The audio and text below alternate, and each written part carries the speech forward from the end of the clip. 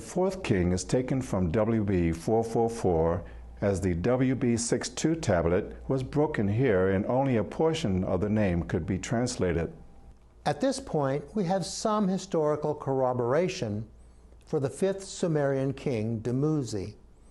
WB 444 offers no additional data on any king with this one exception, declaring Dumuzi divine and his vocation as the shepherd.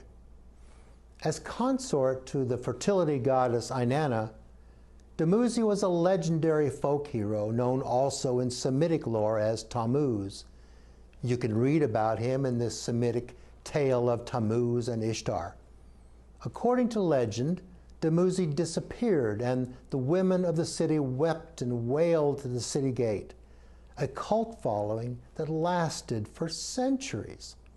Perhaps the Sumerian King Lists comment that Bad-Tabira was smitten with weapons, and the kingship transferred to the victorious city of Larak had something to do with his disappearance, who knows.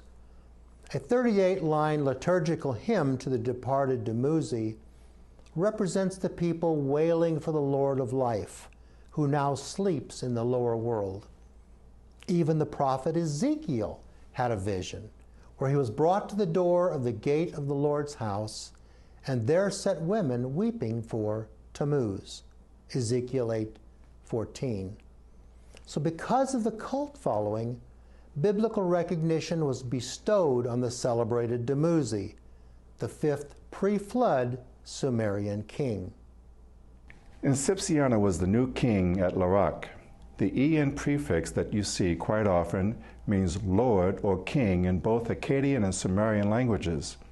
So he would have been King Sipsiana.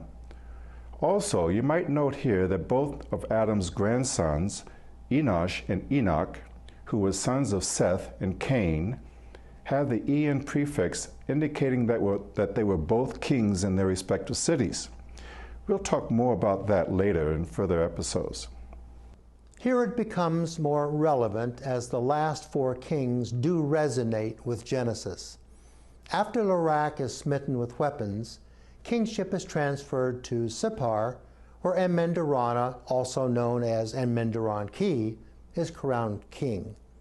Here is Sippar on the map. War happens again, and kingship moves to Shuruppak. Here is where the pre-flood kings remain until the flood sweeps over. WB 444 ends there with the last king, Ubar-Tutu. We will include the next two kings on the composite list as their names appear on two other lists, including WB 62, and we do know a little about their relationship. Here is Shuruppak on the map, today known as Farah. Suker-Lam is also known as Shuruppak, the same name as the city.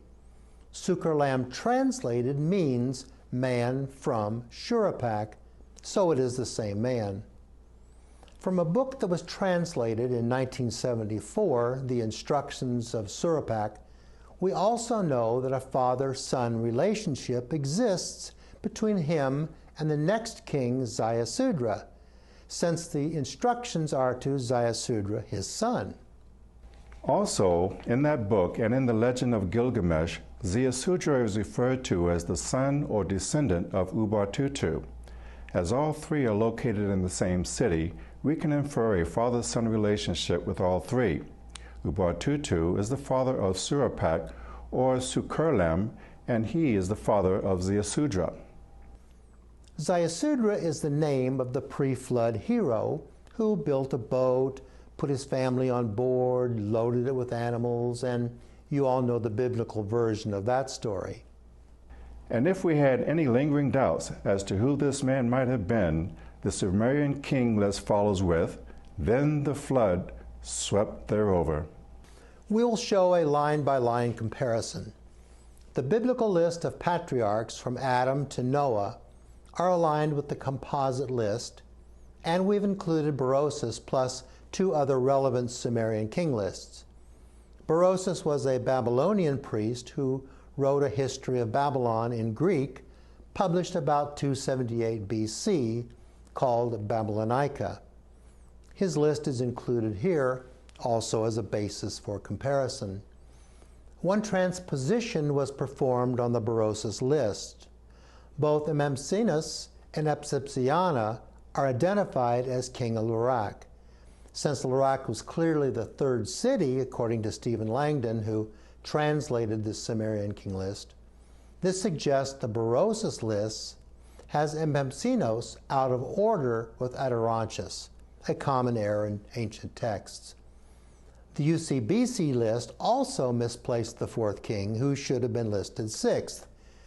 Here it should be noted that scribes in various cities recorded these lists for official purposes, and it should not be surprising that copying errors would creep in. It is far easier for us to put all the lists side by side than it would have been for them. Let us start with some preliminary observations. First, the genealogies in Genesis are just that, the early fathers of the Semites recorded in Genesis, a strictly father-son relationship. The Sumerian King Lists name Sumerian and Akkadian monarchs, although there is some disagreement among experts as to which ones are Akkadian and which are Sumerian. However, the cities they lived in offer definite clues. In any case, as the king lists represent rulers, no purely ancestral relationships are implied, although royal offspring often ascended their father's throne. Starting with the first king, you can see the non-biblical list line up. Oloris, being the Greek version of the name from Berosus, aligns with Alulim. Berosus further describes him as the Chaldean or non-Sumerian. We could say Akkadian or even Adamite. Alulgar from the Sumerian King List aligns with Alaporos from the Berosus list. If the en prefix for king is added to Amalon on the Berosus list, the commonality stands out, comparing en Amalon in Greek with en Menlawana in Sumerian. As mentioned before, the UCBC list misplaces the fourth king, which should have been listed sixth. Megalaris on the Berosus list has no counterpart on any of the Sumerian king lists. Curiously, the Babylonian priest may have mixed in the fifth generation patriarch from Genesis with the list of kings taken from the Sumerian king list. Megalaris on the Berosus list may in fact be the biblical Mahalalel. It'd be hard to see what other king would fit. Whether Berosus was confused or not, or knew something we don't, is impossible to tell. The fabled Dumuzi is a commonality on all the non-biblical lists. The 6 kings are listed here. The king of Sippar is shown in 7th position. This king is also known as En-Menderan-Ki, where again we have a little historical information. According to legend, the king of Sippar was taken away by the gods and taught certain divine mysteries. Babylonian king Nebuchadnezzar claimed him as an ancestor. Ubertutu, the first king to reign at Shuruppak, is listed 8th, and his name can be found in the legend of Gilgamesh and the instructions of Shuruppak. Berosus contributes some valuable information describing Otiartes as a Chaldean from Larak, that is to say, he was non-Sumerian.